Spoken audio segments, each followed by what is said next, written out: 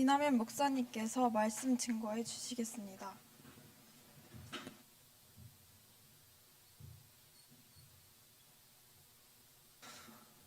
하나님의 말씀 고린도후서 13장 13절 한 절 말씀을 같이 읽겠습니다. 신약성경 고린도후서 13장 13절 한 절의 말씀. 고린도후서 13장 13절. 찾으셨으면 같이 읽겠습니다. 주 예수 그리스도의 은혜와 하나님의 사랑과 성령의 교통하심이 너희 무리와 함께 있을지어다. 아멘. 많이 듣던 말이죠. 축도의 표준이 이겁니다. 그래서 예배 끝날 때 목사님이 축도해 주시잖아요. 그 축도의 표준 워딩이 이겁니다. 그래서 이거를 따라서 이렇게 축도를 하는 거죠. 뭐가 들어있습니까? 성부, 성자, 성령 하나님이 들어있죠. 예수 그리스도의 은혜, 하나님의 사랑, 성령의 교통하심. 그래서 이 예수 그리스도의 은혜, 하나님, 성부 하나님의 역사, 사랑과 그리고 성령 하나님의 지금도 은혜 주시고 역사하심이 우리 렘넌트들에게 바로 지금 예배드리는 순간에 충만하게 임하게 되기를 축복합니다. 오늘 같이 나눌 제목, 고린도후서를 마무리하는 말씀이죠. 육에 속한 자와 영에 속한 자입니다.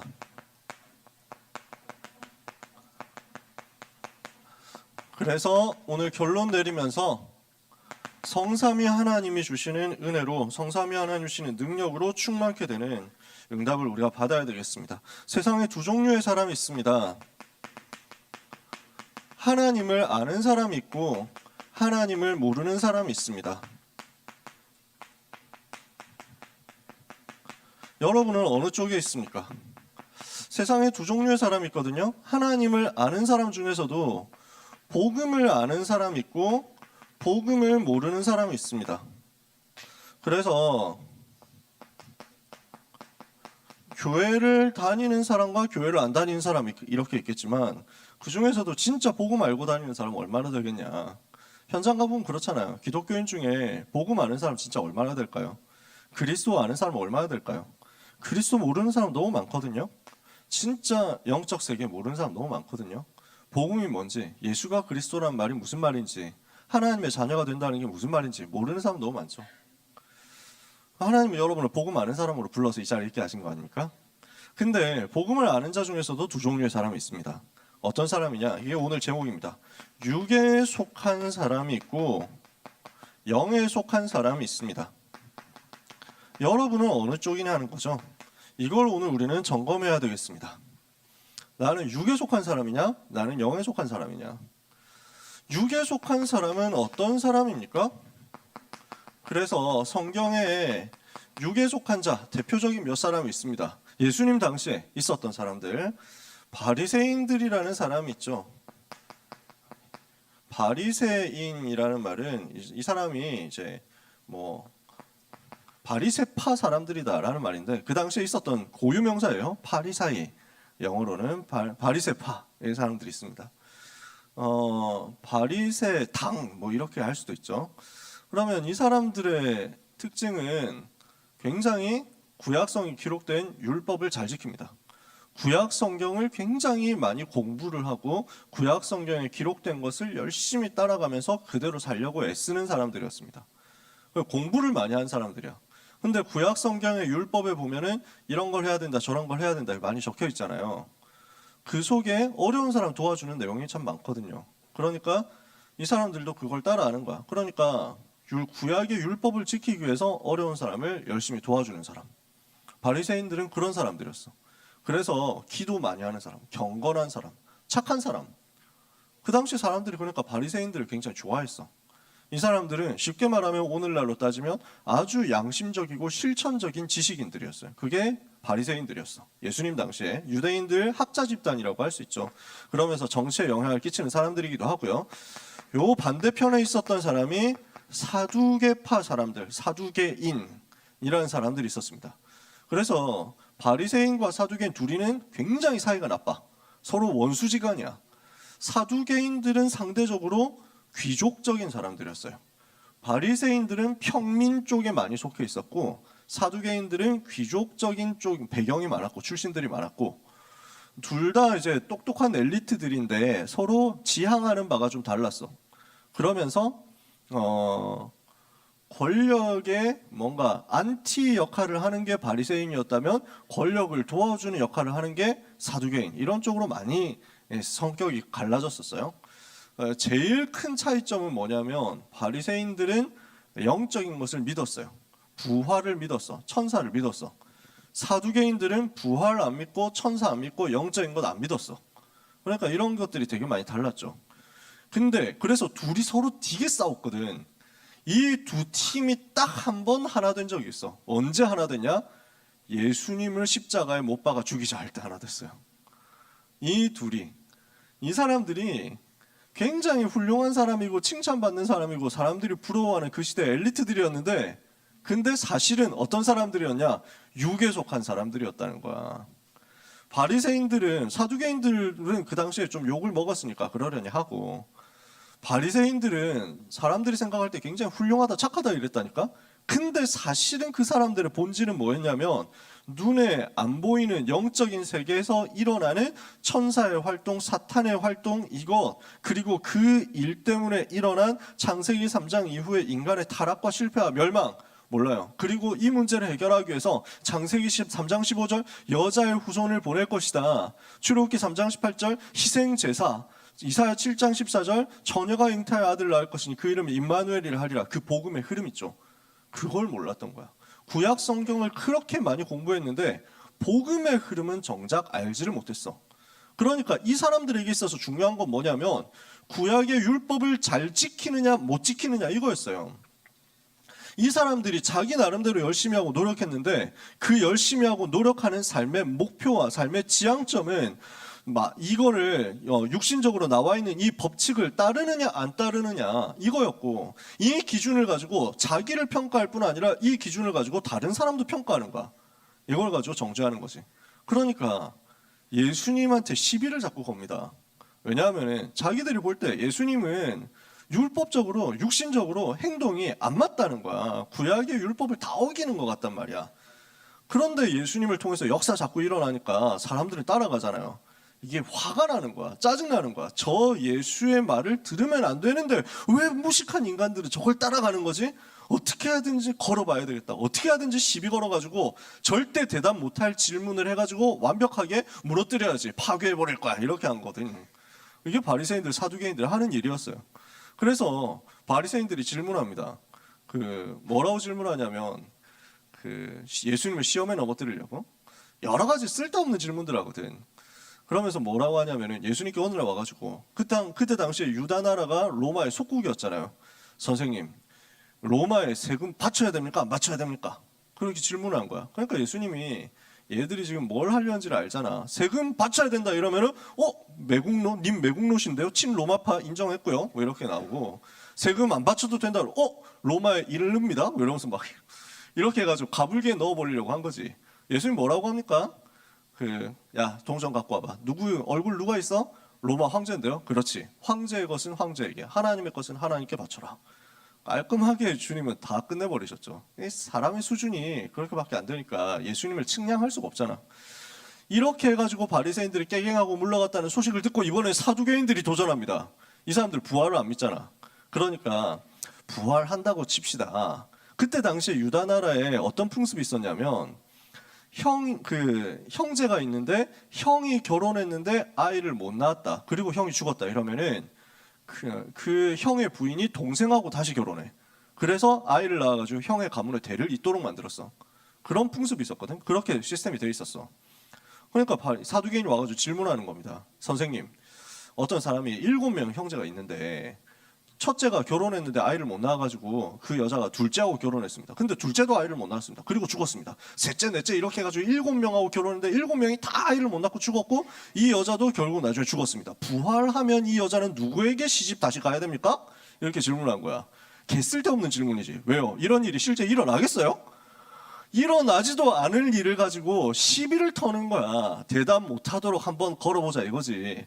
예수님 뭐라고 대답합니까? 성경도 모르고 영적인 것도 모르는 질문들을 하고 있네. 야, 부활하면은 시집도 안 가고 장가도 안 가고 하늘의 천사처럼 되는 거야. 그렇죠, 여러분. 예수님 재림하시고 우리 다 부활할 거거든요. 그때 와가지고 누구하고 결혼해야 돼, 뭐 누구 만나야 돼, 뭐 이래가지고 하는 게 아닙니다.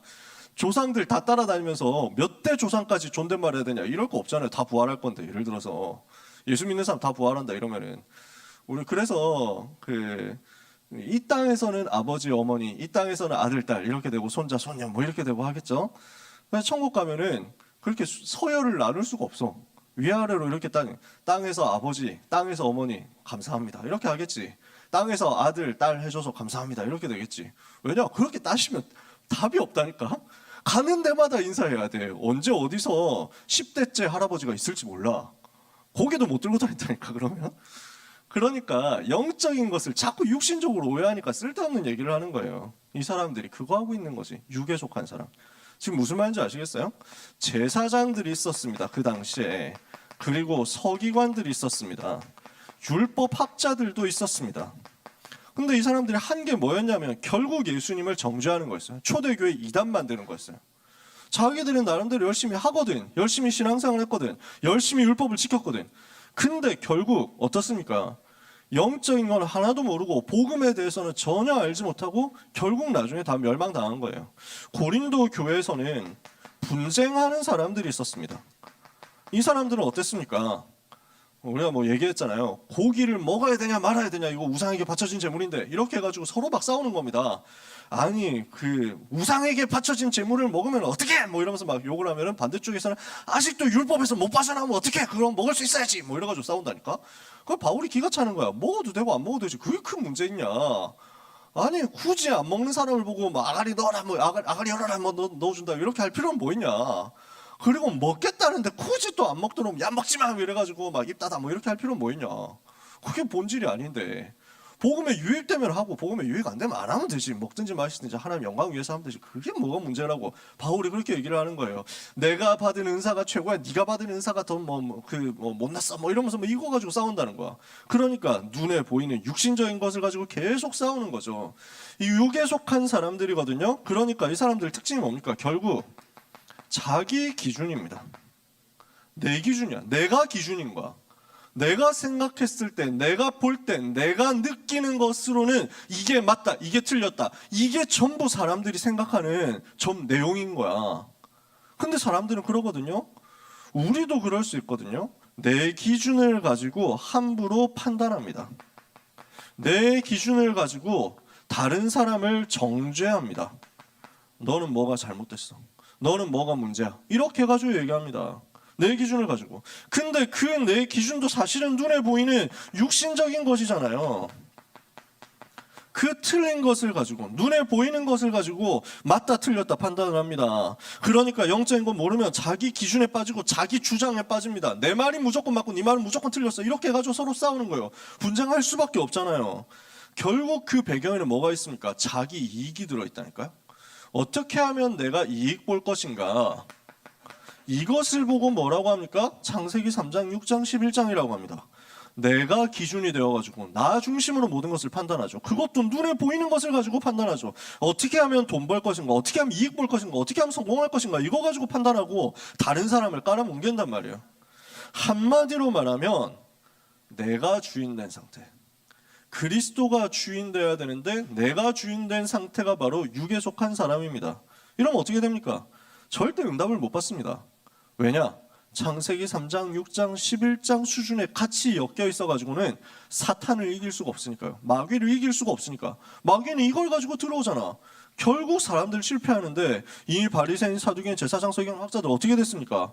유다 나라는 멸망당하고 예루살렘 함락당해가지고 성전도 다 무너지고 불타고 수많은 사람들이 학살당하고 나머지 살아남은 사람은 유랑민족 돼가지고 전 세계로 흩어지고, 육신 중심 되어가지고 육에 속한 자 하고 있으니까, 내가 기준 되어가지고 다른 사람을 함부로 판단하고 정죄하고 있으니까, 비난하고 비판하고 있으니까, 그러니까 어린아이 수준이 되는 거예요. 어린아이들 수준은 뭔지 압니까? 여러분 아시잖아요. 여러분도 그 시절 겪어왔으니까.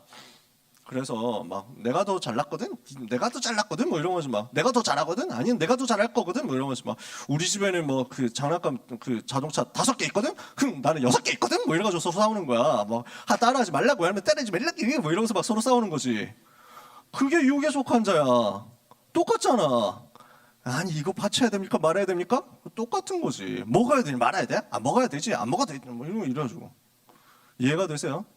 나를 점검해 보자. 우리도 이러고 있을 수 있다니까. 내가 기준 돼가지고 내 주장하고. 그래서 바울은 지금 영에 속한 자가 어떤 사람이냐라는 것을 고린도후서에서 쭉 얘기를 하는 겁니다. 고린도후서 6장 1절 2절에 보니까 은혜의 때를 놓치지 않는 사람이 영에 속한 자다 이렇게 얘기합니다. 우리가 하나님과 함께 일하는 자로서 너희를 권하노니 하나님의 은혜를 헛되이 받지 말라. 이르시되 내가 은혜 베풀 때 너에게 듣고 구원의 날에 너를 도왔다 하셨으니 보라 지금은 은혜 받을 만한 때요 지금은 구원의 날이로다. 은혜 받을 때를 놓치지 않는 사람, 이게 영에 속한 사람이라는 거예요. 무슨 말인지 이해가 되세요? 육에 속한 사람은 맞다 틀리다 가지고 싸우는데 영에 속한 사람은 이거 싸움할 시간 없다는 거예요. 왜? 나는 지금 은혜 받아야 되니까. 나는 지금 하나님의 음성 들어야 되니까. 나는 지금 하나님이 주시는 영적인 축복을 받아야 되니까. 나는 복음 듣는 자리에 갈 거야. 나는 말씀 듣는 자리에 갈 거야. 나는 예배하는 자리에 갈 거야. 나는 하나님과 만나는 그 서밋타임 시간을 누릴 거야. 영에 속한 사람의 선택이죠. 육에 속한 사람은 싸운다니까. 육에 속한 사람은 내 이익을 지키려고, 내 주장을 지키려고, 내 권력을 유지하기 위해서 싸운다니까. 오직 여기에 관심 있다니까. 영에 속한 사람은 나는 어떻게 하면 은혜 받을까? 나는 어떻게 하면 하나님을 바라볼까? 나는 어떻게 하면 영적인 시간을 누릴까? 완전 다르죠. 오늘 여러분의 선택이 이쪽에 있기를 바랍니다. 사울 임금은 다윗을 어떻게 하면 없앨까? 어떻게 하면 내 라이벌을 없앨까? 어떻게 하면 왕권의 위협이 되는 경쟁자를 박살을 낼까? 이거밖에 생각을 안 했어. 다윗은 어떤 쪽을 생각하고 있었어요? 여호와는 나의 목자시다. 여호와가 나의 왕이시다. 여호와가 나의 피난처시다. 나의 영혼아 잠잠히 하나님만 바라라. 이거 하고 있었어. 레벨이 다르지? 영에 속한 사람이라는 거예요. 그러니까 영에 속한 사람은 어떻습니까? 회개하는 사람, 용서하는 사람, 이것을 기뻐하는 사람. 그러니까 바울은요, 고린도 교회가 회개했다는 소식을 듣고 너무 기쁜 거예요. 그리고 모든 사람 다 용서하는 거야. 너희도 용서해라. 나는 너희를 다 용서했다. 이게 영에 속한 사람이지. 왜? 육신적인 거 가지고 싸우고 있으면 사탄을 못 이기니까. 사탄은 분노를 가지고 틈을 타거든요. 사탄은 다른 사람 미워하고 비난하고 비판하고 정죄하는 것을 가지고 틈 타거든요. 우리는 다 살려주는 거야. 살려주는 사람은 사탄의 권세를 완전히 무너뜨리는 거지. 사탄이 발 아래 완전히 무릎 꿇도록 만드는 거지. 믿음의 사람을 도우는 사람들이 바로 영에 속한 사람입니다. 그래서 어떤 사람이 나옵니까? 헌금하는 사람들이 나왔습니다. 연보라고 했죠. 헌금하는 사람들이 나왔습니다. 진짜 어려움 당하는 교회를 위해서, 또 전도자가 복음 전하는 것을 돕기 위해서 자신의 시간을 드릴 수 있고 자신의 경제를 드릴 수 있고 자신의 삶을 드릴 수 있는 사람들, 이 사람들이 영에 속한 사람이잖아요. 왜? 내 이익 따지고 있으면 교회 헌금하겠어요? 내 이익 따지고 있으면 전도자의 배경이 되고 후원을 하고 이렇게 하겠어요? 선교사님 돕고 하는 것만큼 뻘짓이 없겠지. 내 돈 버는 거 생각하는 그런 사람들은요, 그 사람들에게 하나님이 경제를 줬다가도 다 뺏어갑니다. 나중에 그 사람들 경제 쥐고 있는 것 같죠. 나중에 다 없어집니다. 하나님은 믿음의 사람, 정말 복음 전하는 전도자와 교회를 살리기 위해서 헌금하는 사람, 헌신하는 사람, 이것을 위해서 동역하는 사람들을 반드시 축복하십니다. 이 사람이 영에 속한 사람이죠. 그러니까 현장에 가서 가난한 자, 어려움 당하는 자 살릴 수밖에 없습니다. 힘들어하는 사람, 왜? 지금 복음 없어가지고 어려움 당하고 고난 당한다. 도와줘야 될 거 아니에요. 복음 받았는데 아직까지 힘들다. 그러면 일어설 수 있을 때까지 계속 뒤에서 후원하는 거야. 그래서 초대교회가 지금 했던 거, 바울이 소개하는 사람들은요, 예루살렘 교회가 지금 복음 전하다가 이단 누명 쓰고 핍박받으니까 사회생활도 안 되고 경제생활도 안 되고 돈을 벌 수도 없고 직장에 갈 수도 없다. 이 상황이니까 경제가 너무 어려운데, 이런 예루살렘 교회 성도들을 돕기 위해서 마게도냐 교회가 이렇게 헌금하고 준비를 했다. 얼마나 감사하냐. 고린도 교회 여러분들이 더 응답 받을 줄 믿는다. 이렇게 써 있거든요. 요 내용들이야. 헌금에 대해서 뒷부분 얘기하거든. 당연히 영에 속한 사람은 이쪽으로 관심 가게 돼 있습니다. 어려운 사람이 어디 있지? 힘든 사람이 어디 있지? 고난당한 사람 어디 있지? 어떻게 하면 내가 도와줄 수 있지? 어떻게 하면 내가 살려줄 수 있지? 여러분이 바로 그 눈을 여는 전도자의 눈을 가진 하나님의 자녀들이 되시기를 바랍니다. 전도자는, 또 영에 속한 사람은 최고의 영적 체험, 이 비밀을 가진 사람들입니다. 그래서 바울이 고린도후서 12장에 보니까요, 자기에게 굉장히 어려운 일이 있었던 거예요. 뭔가 육신의 질병이 있었던 것 같아. 구체적으로 뭔지는 안 나오지만 이 질병 때문에 깊은 기도 속으로 들어간 거야. 그래서 12장 전체를 보면 12장 내용을 보면요. 몸에 연약한 부분이 있었거든. 여러 계시를 7절부터 보면요. 12장 7절부터 보면 여러 계시를 받은 것이 지극히 크므로 너무 자만하지 교만하지 않게 하시려고 내 육체에 가시고 사탄의 사자를 두셨으니 이는 나를 쳐서 너무 자만하지 않게 하려 하심이라. 이것이 내게서 떠나가게 하기 위하여 내가 3번 주께 간구했다. 그런데 주님이 나에게 뭐라고 말씀하시죠? 내 은혜가 너에게 족하도다. 이는 내 능력이 약한 데서 온전하여짐이라. 바울이 이 답을 얻은 거야. 이걸 깨달은 거지. 아, 내가 부족할수록 유익이구나. 왜? 그리스도가 더 나타날 거니까. 내가 모자랄수록 더 괜찮구나. 왜? 그리스도만 드러날 거니까. 그래서 바울이 이야기합니다. 그러므로 도리어 크게 기뻐함으로 나의 여러 약한 것들에 대하여 자랑하리니 이는 그리스도의 능력이 내게 머물게 하려 함이라. 그러므로 내가 그리스도를 위하여 약한 것들과 능력과 궁핍과 박해와 곤고를 기뻐하노니 이는 내가 약한 그때의 강함이라. 오늘 모든 렘넌트 여러분 이 답을 얻으시기를 바랍니다. 내가 약할수록, 내가 모자랄수록, 내가 부족할수록 나는 더 감사하다. 왜요? 그리스도만 더 나타나고 그리스도의 능력이 나를 더 덮어버릴 거니까. 세계복음만 해야 되잖아. 근데 내가 능력이 없어. 내가 능력이 없는데 세계복음만 해야 돼. 그러면 하나님은 그 부족한 능력만큼 하나님의 능력으로 더 채울 거 아니에요. 안 그렇습니까? 여러분, 나는 오늘 부족하다, 나는 오늘 연약하다, 나는 오늘 너무 못생겼다, 나는 오늘 너무 못났다, 우리 집안 너무 가난하다, 나는 너무 머리가 나쁘다 생각합니까? 뒤집으세요. 하나님이 세계복음화 때문에 나에게 최고의 조건을 주셨구나. 내가 약할 그때 곧 강함이다. 이 영적 체험이 여러분에게 반드시 있게 되기를 축복합니다. 그래서 문제 왔는데 그 문제 때문에 완전 깊은 기도 속으로 들어갔어요. 영적 집중 속으로 들어간 거예요. 내가 몸 안에 있는지 몸 밖에 있는지 알지 못할 정도로 깊은 기도 속으로 들어가서 사람이 말로 표현할 수 없는 영적인 세계에 엄청난 축복을 보았는데 그 속에서 하나님이 주시는 완전한 답을 얻는다. 그래서 여기에서 나오는 치유를 얻는 사람이 영에 속한 사람입니다. 세 번째, 그러면 이 영에 속한 사람에게 하나님께서 항상 주시는 힘이 뭡니까? 영에 속한 사람이 항상 누리는 축복이 어디 있습니까? 이게 오늘 읽은 본문이거든요. 뭡니까? 예수 그리스도의 은혜입니다. 이게 무슨 말입니까? 수많은 은혜를, 수만 가지 은혜를, 모든 은혜를 예수 그리스도께서 나에게 허락하셨지만 그 중에 최고의 은혜가 어디 있습니까? 갈보리산 십자가의 은혜잖아요. 그 십자가에서 나를 위해서 피 흘려 죽으심으로 그리고 다시 살아나심으로 나의 모든 문제를 해결하시고 나를 구원하셔서 나를 하나님의 자녀 삼으셨다. 이보다 더 큰 은혜가 어디 있습니까? 예수 그리스도의 은혜를 우리 모두 입은 것입니다. 내가 죽어야 할 그 자리에 우리 주님이 대신 죽어주셨다. 내가 십자가에 못 박혀야 되는데 주님이 손과 발에 나를 대신해서 못 박혀주셨다. 내가 받아야 될 비난과 조롱과 모욕과 수치를 예수님이 다 담당하시고 내가 겪어야 될 질병과 아픔과 고통을 주님이 다 가져가시고 죽으시고 다시 살아나심으로써 완전 승리하셨다. 그 은혜 생각하면 우리가 뭐 더 필요한 게 있겠습니까? 그리스도 예수님은 모든 문제 해결자십니다. 나의 모든 문제를 완전히 해결하셨습니다. 그 은혜를 오늘 붙잡는 겁니다. 두 번째, 하나님의 사랑이 나오죠. 하나님의 사랑은 어떤 부분이겠습니까? 그 사랑이 있었기 때문에 우리가 구원받았죠. 요한복음 3장 16절에 하나님이 세상을 이처럼 사랑하사 독생자를 주셨으니 이는 그를 믿는 자마다 멸망치 않고 영생을 얻게 하려 하심이라. 로마서 5장 8절에 우리가 아직 죄인 되었을 때 하나님 그리스도께서 우리를 위하여 죽으심으로 하나님께서 우리에게 대한 자기의 사랑을 확증하셨다.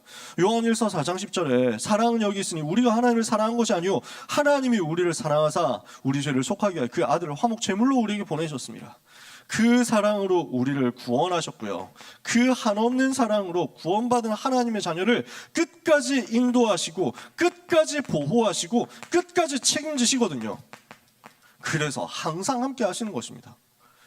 하나님께서 지금도 나와 함께 하신다. 그 사랑을 가지고 지금도 나와 함께 하시며 나를 책임지신다. 나를 끝까지 이끌어 가신다. 그래서 로마서 8장 31절 39절에 우리가 알고 있는 그 유명한 말씀이 나오잖아요. 누가 우리를 그리스도의 사랑에서 끊을 수 있겠냐. 내가 확신하노니 사망이나 생명이나 높음이나 깊음이나 권세자나 천사 세상의 어떤 피조물이라고 할지라도 우리를 그리스도 예수 안에 있는 하나님의 사랑에서, 우리에게 향한 하나님의 사랑에서 끊을 수 없다. 끝까지 지키시고 끝까지 보호하시고 우리를 완성시켜 나가시는 하나님의 사랑을 우리가 받는 것입니다. 영에 속한 사람이 집중할 내용이 바로 이 부분이죠. 그리고 뭡니까? 성령의 교통하심이. 교통한다라는 말은 다른 말로 하면 소통한다는 말이죠. 지금도 나에게 말씀으로 역사하십니다. 지금도 나에게 기도와 전도의 흐름 속에서 역사하십니다. 나를 가장 완벽하게 이끌어가세요. 그래서 내주하시고 인도하시고 역사하셔서 충만케 하심으로 우리에게 권능을 주시고 우리가 증거 얻어서 땅끝까지 그리스도의 증인 되도록 만드시는 것이 성령의 교통하십니다. 성령의 역사하십니다. 그러면 이 항상 누리는 영에 속한 자의 축복을 한 가지로 요약한다면, 쉽게 요약한다면 뭐라고 할 수 있겠습니까? 사도행전 1장 1절 예수가 그리스도, 사도행전 1장 8절 1장 3절 하나님의 나라, 사도행전 1장 8절 오직 성령의 충만. 이 답을 가지고 이 땅 사는 가운데 영적 세계의 비밀을 누리며 승리를 하게 되는 것입니다.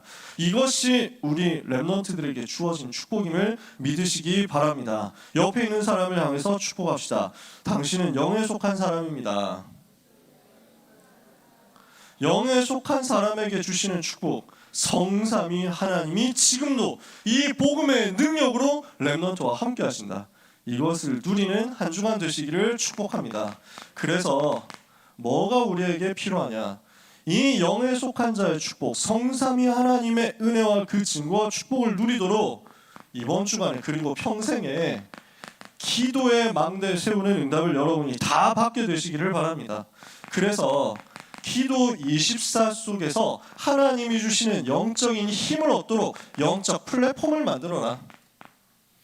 하나님이 주시는 힘이 나에게 플랫폼을 통해서 자꾸 임하도록, 오늘 찬양했던 것처럼 여러분이 서밋타임 누리면 됩니다. 정시로 기도하면 됩니다. 혼자서 하면 돼요. 혼자서 못하겠다 하면 아침에 들어오세요. 아침에 7시에 하니까. 그 시간에 들어오기 힘들다 하면은 녹음된 거 들으면 되잖아. 다운받아가지고 들어도 되지. 여러분 나름대로 하시면 돼요. 다른 거 찾아가지고 들어도 괜찮고 뭘 해도 괜찮습니다. 여러분이 할 수 있는 영적 시스템을 찾아내가지고 하나님을 바라보는 기도 24를 인도받으세요. 그래서 주일날 사명자 다락방도 합니다. 전도 요원 훈련도 합니다. 월요일날 특히 청소년 전도학교 합니다. 이런 스케줄에 렘넌트 여러분들이 들어오세요. 그래, 여러분이 바쁜 걸 너무 잘 알기 때문에 제가 꼭 들어와라 이렇게 얘기를 안 합니다. 저는 그런 거 얘기를 잘 안 해요. 토요학교 있잖아요. 이 중요한 시스템들 있잖아. 강제로 들어와라 왜 안 하냐 이러면서 전화 안 합니다. 오고 싶은 사람 들어오세요. 근데 여러분이 활용을 하시라고. 얼마든지 여러분을 도울 수 있는 영적 시스템 플랫폼들이 있으니까 혼자서 할 수 있으면 돼요.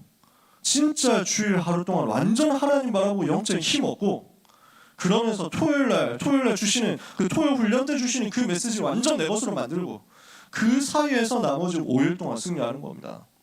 기도 24로 영적인 플랫폼 만들어라. 이렇게 하고 있으면 하나님 여러분에게 어떤 응답 주십니까? 하나님의 나라가 임하는 25의 증거를 주시고 25의 응답 속에서 파수대가 되어서 빛을 비추고 사람들에게 임하는 재앙을 막게 하실 것입니다.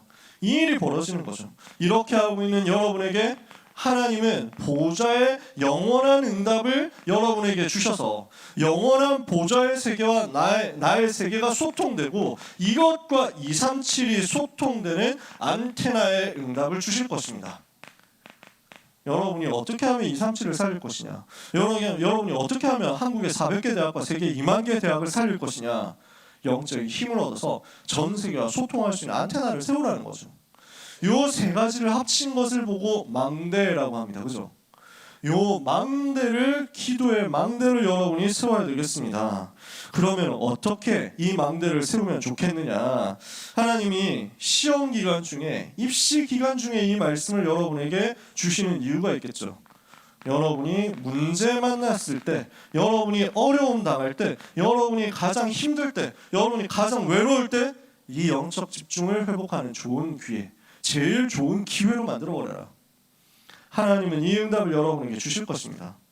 그래서 성경에 보니까 문제 만났을 때 기도 속으로 완전 들어간 거예요. 창세기 13장 18절에 아브라함이 단을 쌓았습니다. 다니엘 6장 10절에 사자굴에 들어간다는 사실을 알고도 다니엘이 정시로 기도했습니다. 집중한 거죠. 에스더 4장 16절에 죽으면 죽으리이다 하고 결단하고 기도 속으로 들어갔습니다. 기도의 망대를 세운 거죠. 초대교회는 뭘 했습니까? 이 약속을 붙잡고 마음을 같이하여 오로지 기도에 힘쓰는 집중 속으로 들어갔습니다. 그랬는데 그 위기 시간이, 그 어려운 시간이, 그 문제 시간이, 그 고난의 시간이 최고의 응답받는 최고의 축복의 시간표가 되도록 하나님이 뒤집어 버렸습니다. 여러분의 삶에 역전되는 일이 벌어질 겁니다. 이번 한 주간과 평생에 이 기도의 망대를 세움으로 영에 속한 자의 축복을 받아 누리는 우리 고등부 모든 렘넌트와 전도자들이 되시기를 바랍니다. 우리 고등부 모든 렘넌트들에게 성삼위 하나님이 주시는 은혜와 사랑과 능력이 충만케 되는 한 주간 되기를 예수 그리스도 이름으로 축복합니다. 기도하겠습니다. 하나님 아버지 감사합니다. 생명의 복음, 능력의 복음 가지고 영에 속한 자의 축복을 누리며 영적 세계의 비밀을 가지고 하나님 자녀로서 현장에서 승리하게 하실 말씀 주신 하나님께 감사드립니다. 성삼위 하나님의 축복을 누리는 렘넌트들이 되게 하옵소서. 보좌의 축복과 시대 살릴 증거를 얻는 렘넌트들이 되게 하여 주옵소서. 기도에 망대를 세우고 24, 25 영원의 축복을 누리는 한 주간이 되게 하여 주옵소서. 기말고사 준비하고 있습니다. 입시 준비하고 있습니다. 여러 가지로 미래를 준비하고 있습니다. 렘넌트들이 어려운 가운데, 힘든 가운데, 그러나 그 시간에 오히려 하나님을 바라보는 집중을 회복함으로 하나님이 주시는 유일한 응답을 찾아내는 최고의 한 주간이 되게 하여 주시옵소서. 예수 그리스도 이름으로 기도합니다. 아멘.